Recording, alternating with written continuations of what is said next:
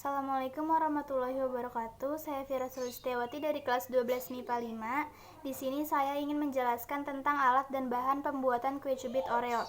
Jadi yang pertama ada tepung terigu, yang kedua ada gula pasir, lalu yang ketiga ada telur, yang keempat ada baking soda, yang kelima ada susu cair, yang keenam ada margarin yang telah dilelehkan. Lalu yang keenam adalah topping Oreonya. Lalu alat yang bisa kita gunakan adalah mixer atau pengaduk seperti ini. Terus ada mangkuk atau wadah besar. Lalu ada sendok dan yang terakhir cetakan untuk membuat kue cubit. Harga jual dari kue cubit Oreo ini adalah sekitar 15.000 dan untuk biaya produksi dikira-kira itu adalah sekitar 210.000. Di sini saya akan menjelaskan bagaimana cara membuat kue cubit Oreo. Pertama, siapkan wadah, lalu masukkan 80 gram gula pasir. Lalu masukkan 1 butir telur. Kemudian diaduk sampai merata. Setelah merata, masukkan 150 gram tepung terigu dan diaduk lagi hingga merata.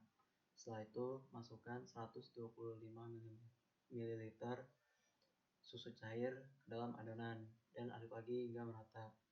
Jika sudah, masukkan 50 gram mentega yang sudah dilelehkan ke dalam adonan dan aduk lagi hingga merata. Jika sudah, kita masukkan setengah sendok teh baking powder ke dalam adonan dan aduk lagi hingga merata. Jika sudah adonannya jadi, kita panaskan cetakan. Nah, jika cetakannya sudah panas, kita oleskan mentega di atasnya dan tuangkan adonan. Setelah adonannya matang, kita angkat dan kita berikan topping Oreo di atasnya. Setelah itu, kue cubit Oreo siap disajikan. Hai, jadi aku bakalan review makanan modifikasi khas daerah yaitu kue cubit Oreo. Untuk kuenya sendiri itu enak, lembut walaupun sudah dingin, karena biasanya banyak makanan yang kalau sudah dingin itu lebih mengeras, tapi kue cubit ini enggak. Tapi tetap disarankan untuk makannya hangat-hangat karena itu akan lebih enak. Dari rasa sendiri ini tidak terlalu manis, cocok untuk orang yang tidak terlalu suka makanan manis. Nah, dari rasa yang tidak terlalu manis ini dipadukan dengan topping Oreo yang renyah, ketika dimakan itu rasanya pas, tidak terlalu manis, tidak kurang manis juga, nikmat. Nah, untuk kemasannya sendiri itu menurut saya sendiri kurang menarik karena terlalu polos, juga tidak eco-friendly, dan kurang diminati oleh pembeli jika dilihat dari kemasan. Tapi kelebihannya untuk orang yang baru memulai usaha itu tuh tidak makan biaya yang banyak dan juga mudah untuk ditemukan. Saran kalau ingin tetap memakai kemasan seperti itu mungkin lebih ditambahkan stiker atau ya hiasan lainnya agar tidak terlalu polos. Assalamualaikum warahmatullahi wabarakatuh. Nama saya Jabir Watsaratil Kiram dari kelompok kue cubit Oreo. Di sini saya akan menjelaskan kelebihan dan kekurangan kue cubit Oreo.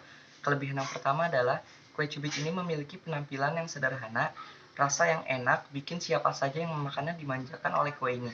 Yang kedua, terdiri dari banyak varian rasa.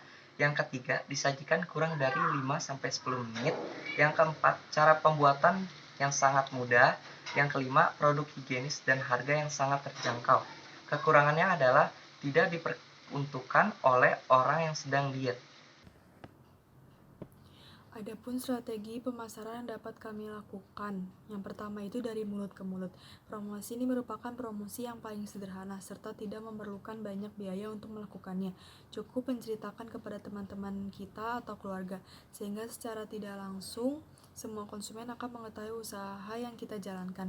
Dan jika usaha kita diketahui dan disukai, maka konsumen tersebut akan memberitahu kepada orang lain untuk membeli kue cubit di tempat kita.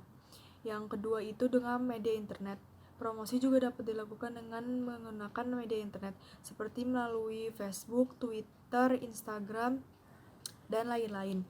Karena sebagian besar masyarakat telah menggunakan media internet.